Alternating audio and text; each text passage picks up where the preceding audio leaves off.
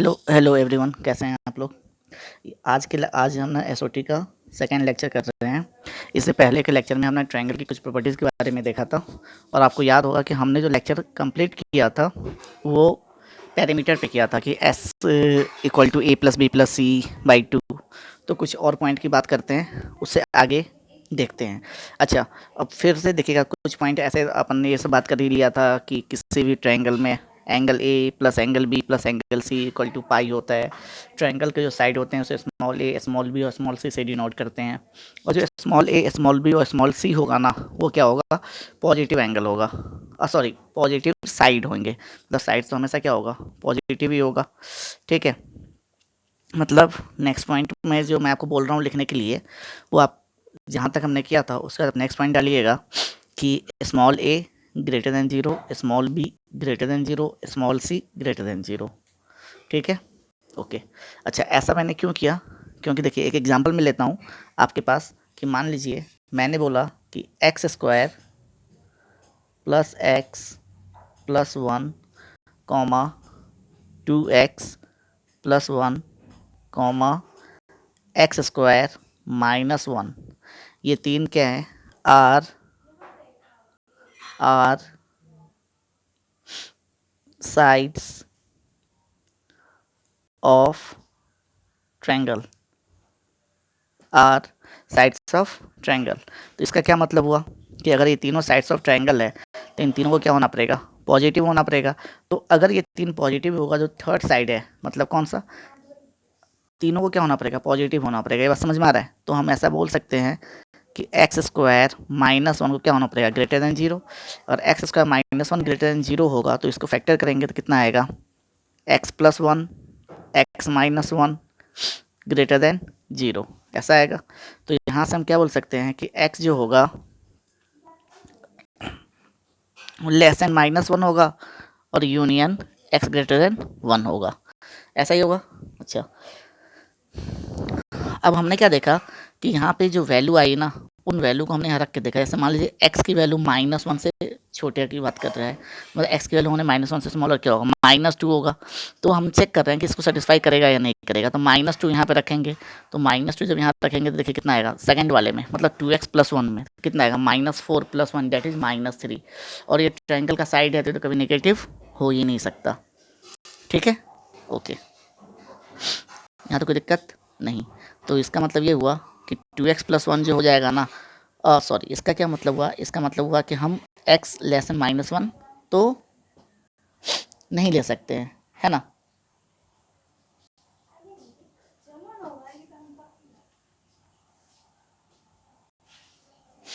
तो x-1 को हम क्या बोल रहे हैं कि ये वाला पोर्शन हम नहीं ले सकते। क्यों नहीं ले सकते, बिकॉज, लिख देते हैं क्यों नहीं ले सकते, बिकॉज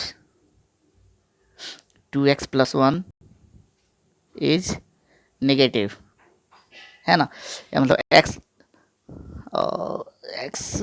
लेस देन -1 की वजह से, जब x लेस देन -1 की वाली वैल्यू को हम लेते हैं ना, तो 2x प्लस 1 क्या हो जाता है, नेगेटिव हो जाता है। जबकि 2x प्लस 1 नेगेटिव नहीं हो सकता। आप इसको नोट डाउन कर लीजिएगा, क्योंकि मैंने ना इसके फ़ोटो अपलोड नहीं किए हैं। आज मैं एक भी फ़ोटो अपलोड नहीं करूँगा, ऐसे ही लिखूँगा और आपको क्वेश्चंस नोट डाउन करना है। ठीक है, चलिए नेक्स्ट पॉइंट पे आते हैं। यहाँ तो कोई दिक्कत नहीं। अच्छा, इसी पॉइंट को अब और आगे समझते हैं। तो इससे मुझे क्या मिला कि x की वैल्यू क्या होना चाहिए, ग्रेटर देन 1 होना चाहिए। अच्छा, अब क्या देखते हैं कि बाकी तीन जो साइड है ना, उसमें सबसे ग्रेटेस्ट साइड कौन सा है वो चेक करते हैं। ठीक है, अगर x ग्रेटर देन 1 है तो इसका मतलब x ग्रेटर देन 1 है, तो इसमें अगर हम x से मल्टीप्लाई करें तो x स्क्वायर क्या होगा, ग्रेटर देन x होगा। और इसमें अगर प्लस ऐड करें तो एक्स स्क्वायर प्लस एक्स क्या होगा, ग्रेटर देन 2x होगा। क्या मैंने समझ में आया। मेरे पास x ग्रेटर 1 था, मुझे देखना था कि इसमें तीनों में कौन सा साइड बड़ा है। तो मैं ना एक रिलेशन लाने की कोशिश कर रहा हूँ। क्या रिलेशन लाने की कोशिश कर रहा हूँ, वो देखिए, x को x से मल्टीप्लाई किया तो एक्स स्क्वायर आ गया, और इसमें फिर से x ऐड किया तो 2x आ गया। तो मुझे ना जो साइड्स जो मैंने ट्रायंगल के माने हैं ना, वो बनता हुआ दिख रहा है। अच्छा, एक बात और करते हैं, इसमें ना +1 करते हैं, तो x square plus x plus 1 greater than 2x plus 1। ठीक है,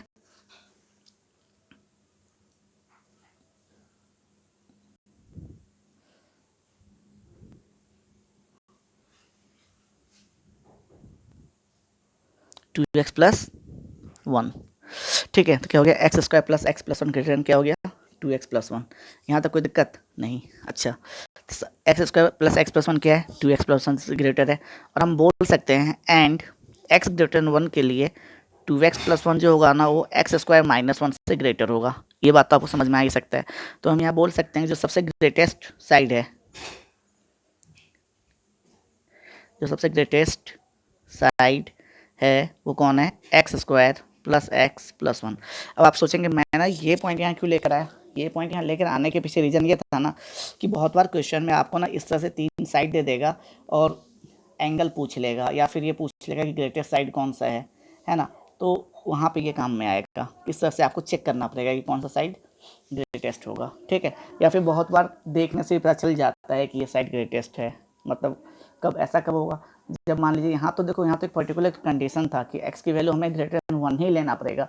बहुत बार ऐसा भी होता है कि x बिलोंग्स टू r जा रहा होता है ना, मतलब x की सारी वैल्यू के लिए वो तीनों जो है होता है ना 3 साइड, वो तीनों साइड पॉजिटिव होगा। तो उस केस में हमें देख कर भी पता चल जाता है कि कौन सा साइड ग्रेटर है ना, मतलब बाई सिमेट्रिसिटी से सिमेट्रिक से कह सकते हैं ऐसा कुछ।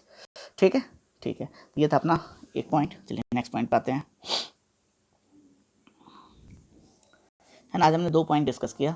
एक तो वही कि ट्रायंगल के 3 एंगल का सम 180 होता है, फिर a ग्रेटर देन 0। चलिए नेक्स्ट पॉइंट पे आते हैं।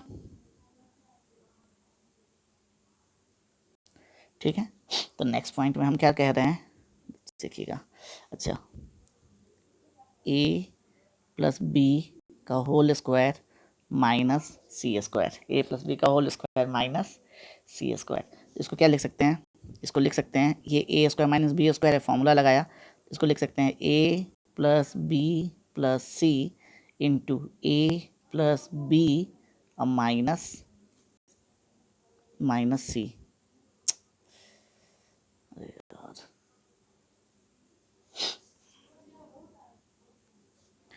इसको लिख सकते हैं ए प्लस बी प्लस सी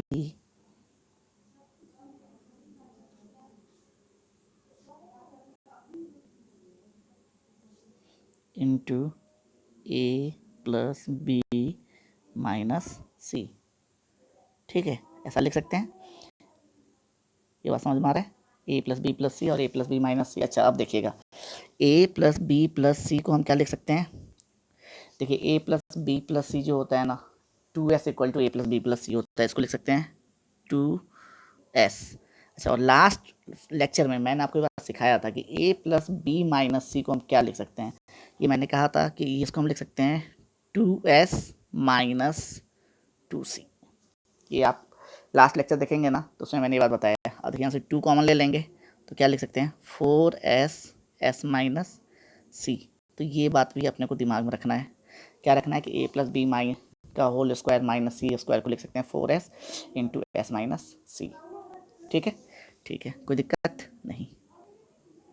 तो अपना एक पॉइंट ये आ गया। चलिए नेक्स्ट पॉइंट पे आते हैं। ए माइनस बी का whole square minus C square. अब देखें इसको क्या लिख सकते हैं ए माइनस बी का whole square minus C square. तो अब इसको यहाँ पे फिर से वही अप्लाई करेंगे। क्या अप्लाई करेंगे A plus B plus C का, अरे यार क्या बोल रहा हूँ मैं भी, A square minus B square. Okay, ठीक है, तो अब A square minus B square यहाँ फिर से लगाएंगे तो यहाँ पे अपने पास आ जाएगा। देखिएगा इसको लिख देंगे ए माइनस बी प्लस सी। ठीक है, इंटू, है ना, इंटू ए माइनस बी माइनस सी। ये बात सबको समझ में आया कैसे लिखा, है ना, कि इसको ए माना इसको बी माना तो पहले ए प्लस बी किया तो ए माइनस बी प्लस सी, फिर ए माइनस बी करा तो ए माइनस बी माइनस सी। अच्छा, अब समझिएगा बात को।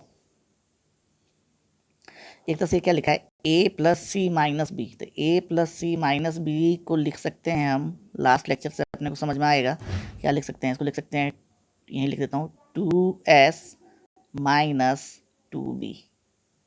सही है, सही है।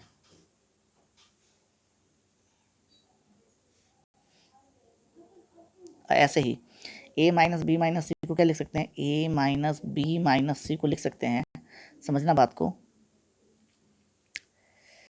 2 मैं डायरेक्ट लिख दूं, बात समझ में आएगा कि नहीं आएगा।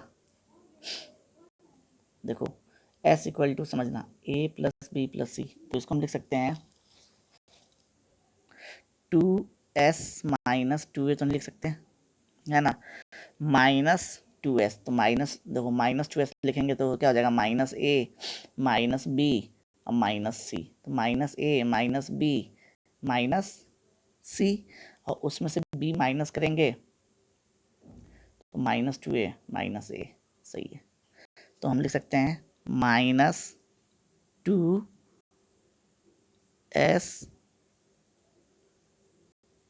ठीक है, नहीं नहीं, माइनस 2s नहीं कर सकते,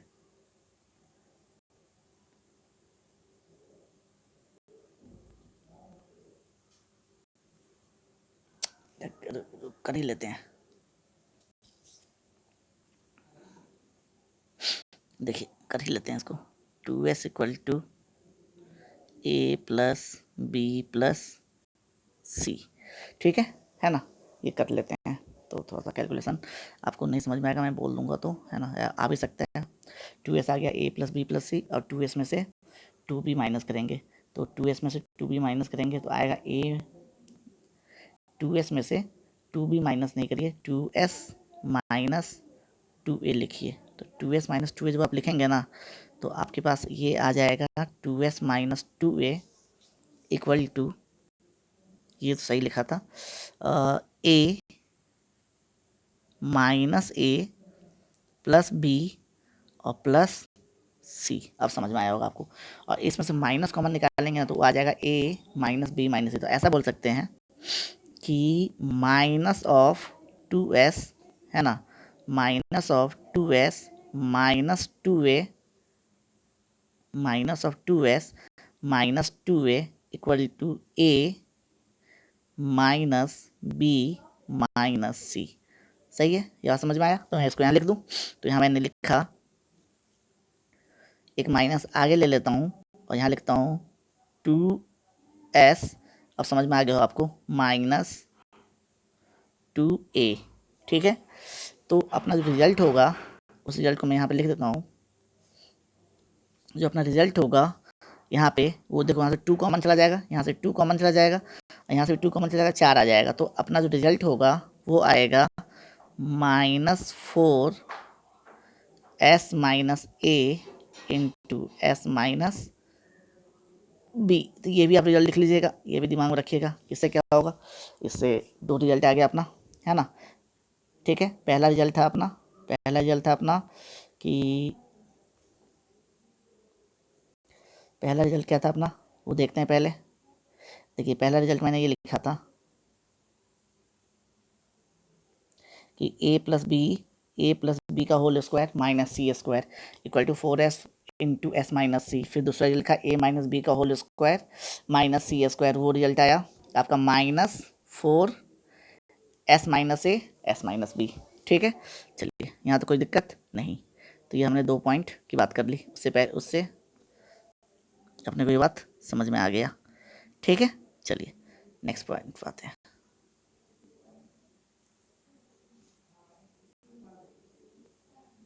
नेक्स्ट पेज की बात करते हैं, नेक्स्ट पेज बोल रहा हूँ, नेक्स्ट पॉइंट। अच्छा नेक्स्ट पॉइंट पर हम क्या बात कर रहे हैं,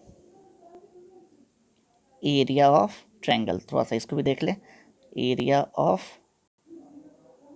ट्रायंगल, है ना। तो देखिए यहाँ पे मैंने वैसा ही लिख दिया, एक minute, area of triangle, next point है अपना एरिया ऑफ ट्रायंगल, ANGLE। तो इसमें मैं सबसे पहले बात जो आपको बता रहा हूँ ना एरिया ऑफ ट्रायंगल में, वो मैं ये बोल रहा हूँ कि एरिया ऑफ ट्रायंगल को delta and S, capital S is used, delta and capital S is used for area of triangle. मतलब इसको रिप्रेजेंट करने के लिए डेल्टा या कैपिटल S को यूज़ करते हैं, ये पहला पॉइंट लिखिएगा कि इसको रिप्रेजेंट किससे करते हैं, डेल्टा या एस से एरिया ऑफ ट्रायंगल को रिप्रेजेंट करते हैं।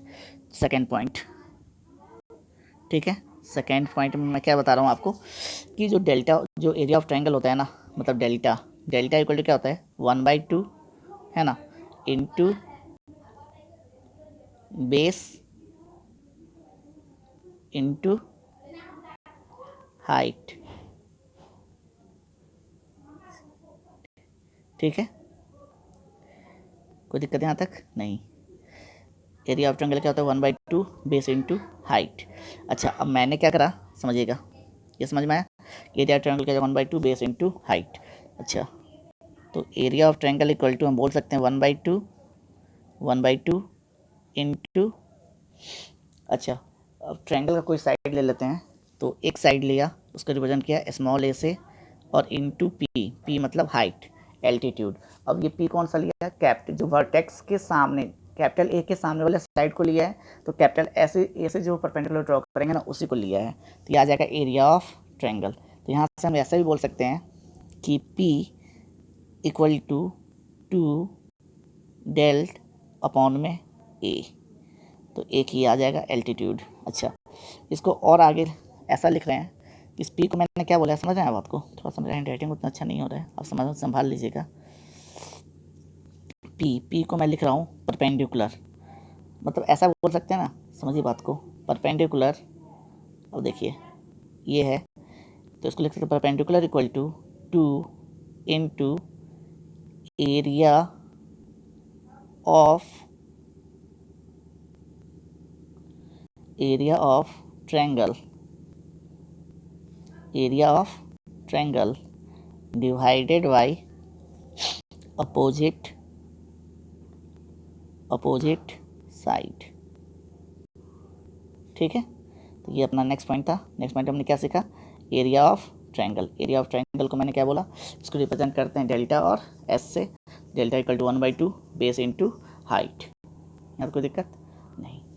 चलिए तो नेक्स्ट पॉइंट पे आते हैं, ठीक है। अच्छा,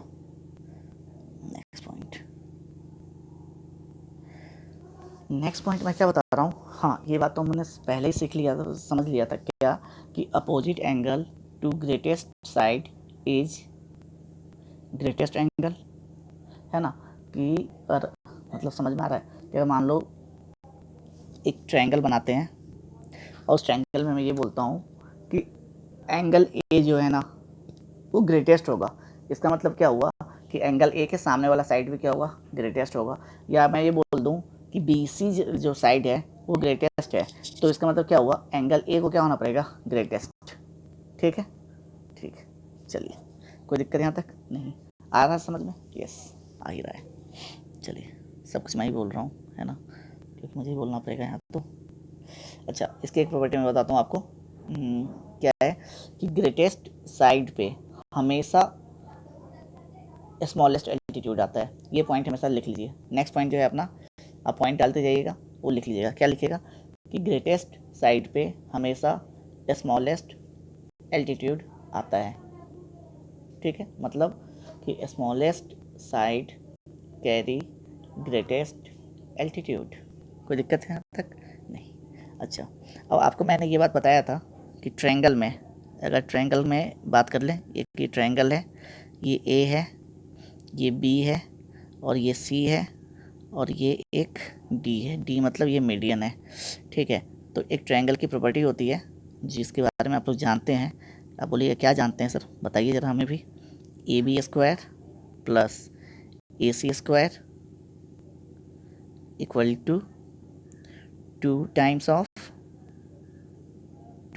of A D square plus B D square, bracket close. मैंने क्या लिखा, देखिए मैंने, ये ट्रायंगल की प्रॉपर्टी होती है, उसके बारे में आपको बता रहा हूँ कि A B square plus A C square, A B square plus A B, ये लिख लीजिए, छोड़िए इसको मैं ब्रैकेट में डाल देता हूँ, A B square plus A C square equal to 2 times of A D square plus B D square, ठीक है। अब ये प्रॉपर्टी हम कब यूज़ में लेंगे? ये प्रॉपर्टी मैं लेंथ ऑफ मीडियन निकालने के लिए यूज़ में लूँगा। अब मुझे जहाँ तक याद है मैंने आपको स्ट्रेट लाइन में लेंथ ऑफ मीडियन के बारे में बोला था, तो वहीं से आ रहा है। अच्छा, अगर ये ट्रायंगल आपके सामने है तो कैपिटल ए के सामने वाले साइड को हम बोलेंगे स्मॉल ए, कैपिटल बी के सामने वाले साइड को बोलेंगे स्मॉल बी, और सी के सामने वाले साइड को बोलेंगे स्मॉल सी। तो ए बी का मतलब ये हो जाएगा स्मॉल सी, ये हो जाएगा स्मॉल बी, और ये लेंथ हो जाएगा स्मॉल ए। ठीक है, तो मैंने इसको रिप्लेस किया। ए बी मतलब हो जाएगा अपना सी स्क्वायर। ठीक है, ए बी मतलब हो जाएगा अपना सी स्क्वायर, ए सी मतलब हो जाएगा अपना बी स्क्वायर इक्वल टू, ठीक है, equal to 2 times of A D square. अच्छा देखिए, वो जो ए डी लेंथ है ना वो मीडियन है, जो मीडियन होता है ना वो सामने वाले साइड को इक्वल पार्ट में डिवाइड करता है। तो अपन ए डी मीडियन किस पे ड्रॉ किया है? बी सी पे, और बी सी को क्या नाम दिया है? Small a. तो A D square, oh sorry, A D तो अपना मीडियन है, बी डी अपना हो जाएगा a/2। मैं थोड़ा गलत बोल गया, ए डी क्या है? मीडियन है, और ए डी ने क्या करा है? बी सी को इक्वल पार्ट में डिवाइड किया है, तो बी डी कितना हो जाएगा? a/2। और मुझे तो ए डी निकालना है एक्चुअली, मैं ये क्या क्यों यूज़ कर रहा हूँ? लेंथ ऑफ मीडियन ढूंढने के लिए यूज़ कर रहा हूँ। तो ए डी तो मुझे निकालना ही है, इसको मैंने एज इट इज छोड़ दिया। क्या छोड़ दिया? As it is. ये बन गया A D square plus B D square, B D square हो जाएगा ए स्क्वायर बाई 4। ठीक है, ठीक है भाई, कोई दिक्कत नहीं। C square plus B square equal to A D square plus A square by 4। अब मुझे ए डी ढूंढना है, मैंने क्या करा? पहले 2 से इसको डिवाइड करा। जब मैंने इसको 2 से डिवाइड किया तो यहाँ पे आ जाएगा C square plus B square divided by 2 equal to A D square plus A square by 4। तो C square plus B square divided by 2 minus A square by 4 equal to A D square, है ना। यहाँ तक तो कोई दिक्कत ही नहीं है, इजी था सब कुछ। अब आप एलसीएम ले लेंगे या मैं करके बताऊँ? ले ही लेंगे। तो एलसीएम क्या जाएगा? 2। तो यहाँ कितना आएगा? 2 times of c square plus B square minus A square equal to A D square.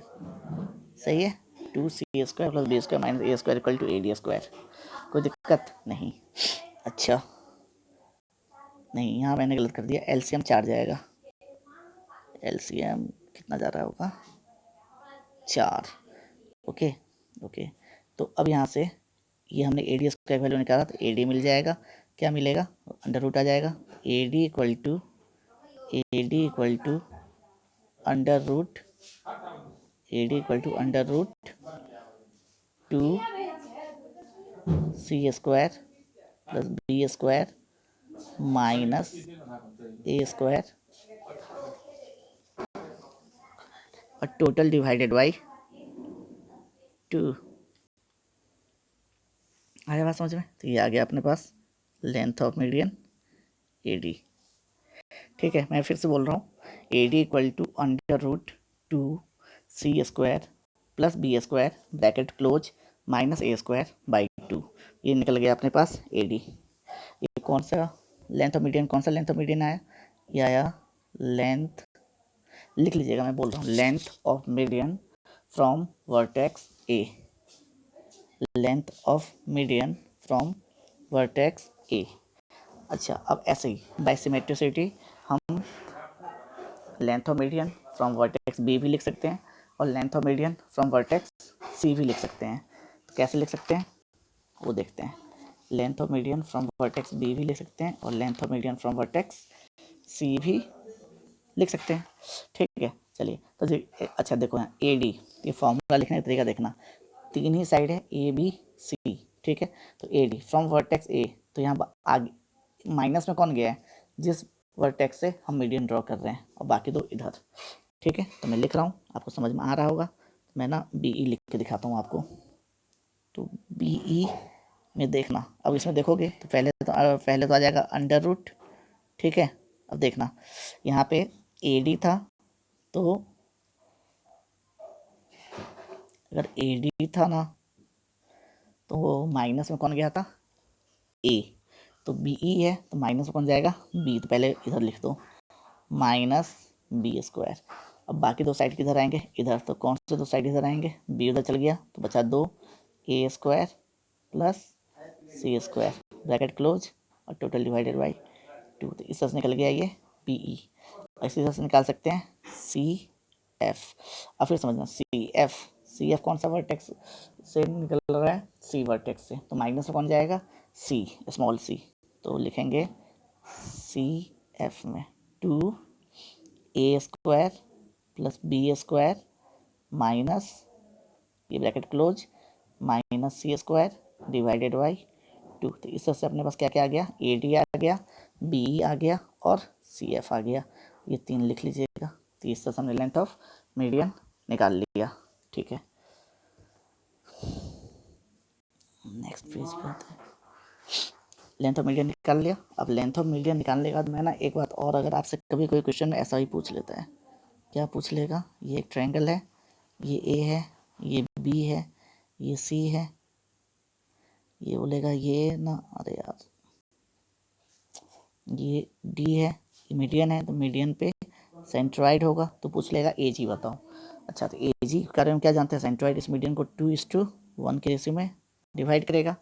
तो देखो AG इक्वल टू कितना हो जाएगा, समझ रहे हो, AG equal to 2/3 of AD। आप बोलेंगे सर ये आपने डायरेक्ट कैसे लिख दिया, ये हमने कुछ नहीं लिखा, आपको ये बात बताया गया कहाँ पे, अरे ये नहीं सिखाता कि भाई 10 एप्पल है, उसको 2 लोगों में 2:1 के रेशियो में बांटना है, तो उन दोनों लोगों को कितना मिलेगा। तो क्या बोला था मैंने कि देखो 2:1 के रेशियो में बांटना है, तो 2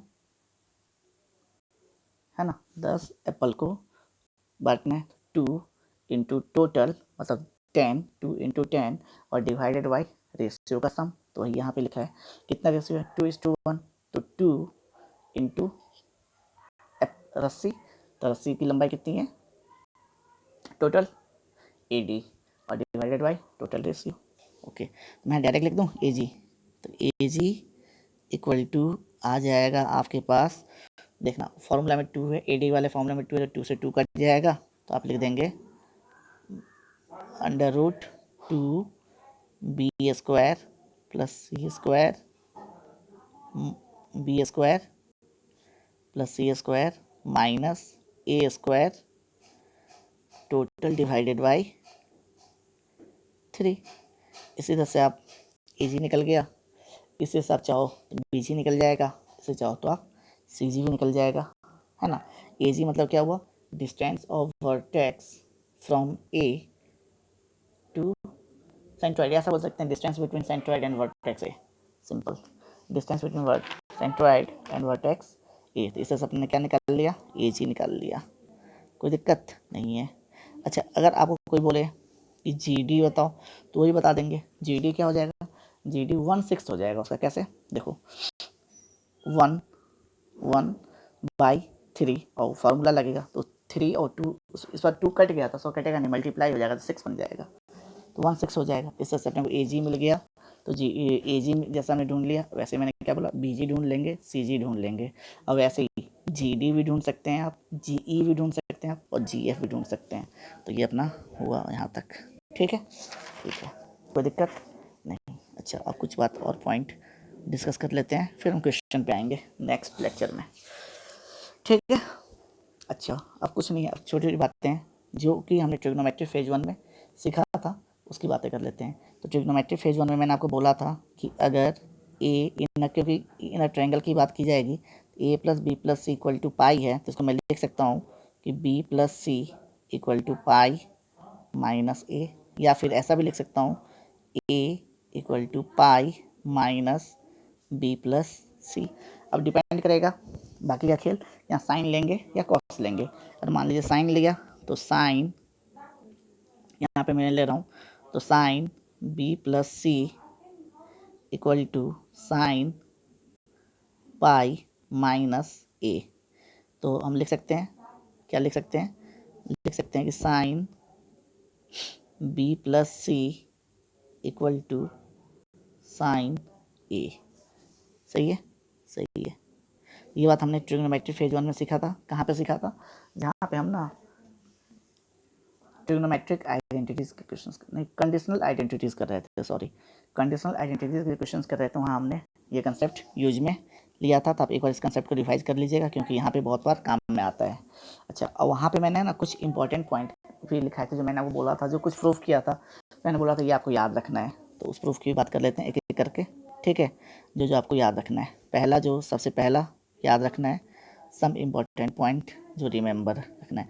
तो बताया था इन अ ट्रायंगल ABC, है ना, इन अ ट्रायंगल ABC। ये कुछ बातें आपको याद रखनी है। इन अ ट्रायंगल ABC क्या याद रखना है वो देखते हैं। पहले पहला पॉइंट तो याद रखना है अपने को, वो याद रखना है sine 2A plus sine 2B plus sine 2C, sine 2A plus sine 2B plus sine 2C equal two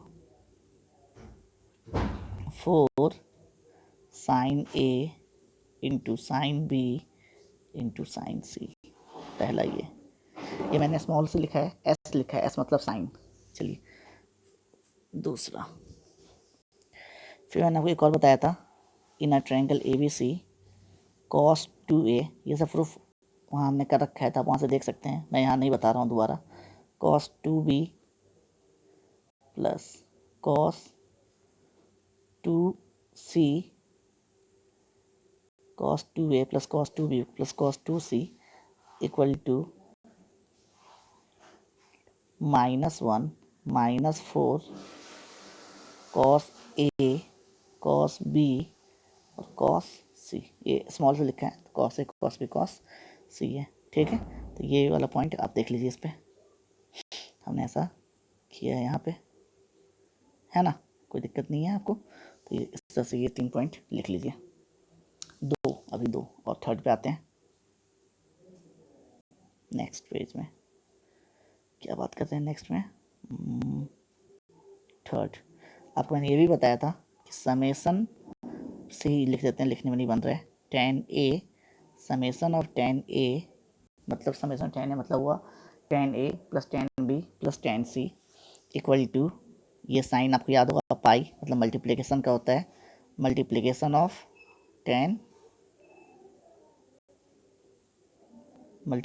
of tan A, ठीक है। थर्ड 4, ठीक है।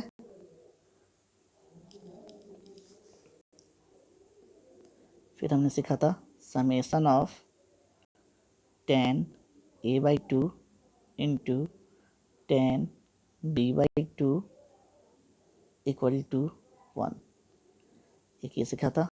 फिर 5, ठीक है, summation of cot A into cot B, cot A into cot B, cot B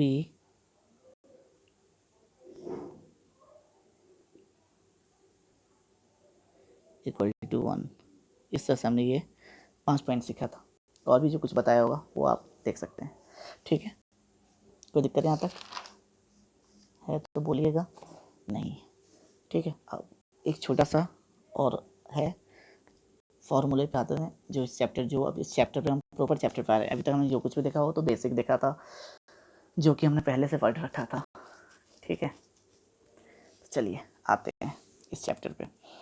तो इस chapter में ना हमें कुछ फॉर्मूले पढ़ने हैं। कौन कौन से फॉर्मूले पढ़ने हैं? जैसे एक पढ़ना है first sine formula, cosine formula, tangent formula, projection formula और हाफ एंगल फार्मूला। मतलब मुझे इस 5 टॉपिक पे फार्मूला पढ़ना है। पहले क्या बोला मैंने? Sine, cosine, tangent, projection, half angle formula. तो आप यहाँ पे ये बात लिख लीजिएगा कि for solving any triangle we need following formula. ठीक है, तो हम जो आज स्टार्ट करने वाले हैं वो स्टार्ट कर रहे हैं साइन। तो फर्स्ट लिखा फार्मूला नंबर 1 है अपना, उसका नाम है SINE sine formula.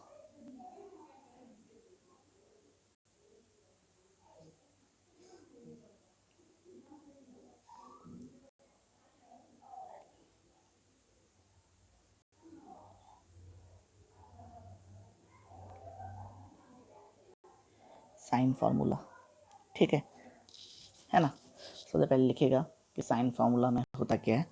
Sign formula में आपके पास एक ट्रायंगल दिया होगा, ट्रायंगल के 3 साइड होंगे, 3 साइड रेशियो और उनके एंगल के साथ ट्रिग्नोमेट्रिक रेशियो कौन होगा, साइन। उनके रेशियो को हम साइन फार्मूला कहते हैं। मतलब साइन फार्मूला मतलब क्या हुआ, a अपॉन में sine a equal to b upon में sine b equal to c upon में साइन c। ठीक है, तो सबसे पहले लिखिएगा साइन फार्मूला में कि ratio of sides to sine SINE sine of opposite angles are always equal. मैं एक बार और रिपीट कर देता हूँ, ratio of sides to sine of opposite angles are always equal. ठीक है, इसी को हम कहते हैं साइन फार्मूला।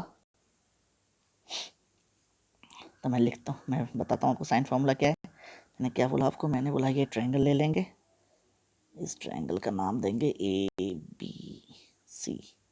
ठीक है, ये हो जाएगा स्मॉल a, ये स्मॉल b और ये स्मॉल c। ठीक है, तो स्मॉल a जो साइड है कौन सा एंगल के सामने का है, एंगल a। तो हम लिखेंगे साइन फार्मूला है तो मुझे से कौन सा लेना पड़ेगा, साइन। तो ऐसा भी लिख सकते हैं a अपॉन में sine a equal to b upon में sine b equal to c upon में साइन c।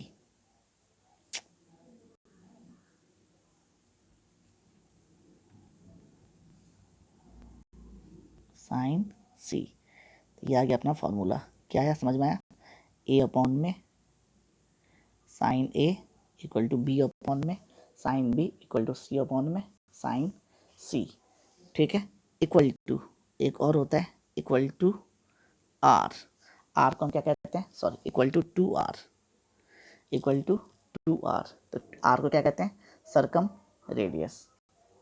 ठीक है, अच्छा एक और बात मैं बताना चाहूँगा यहाँ पे, अब कुछ पॉइंट है मैं बताता हूँ।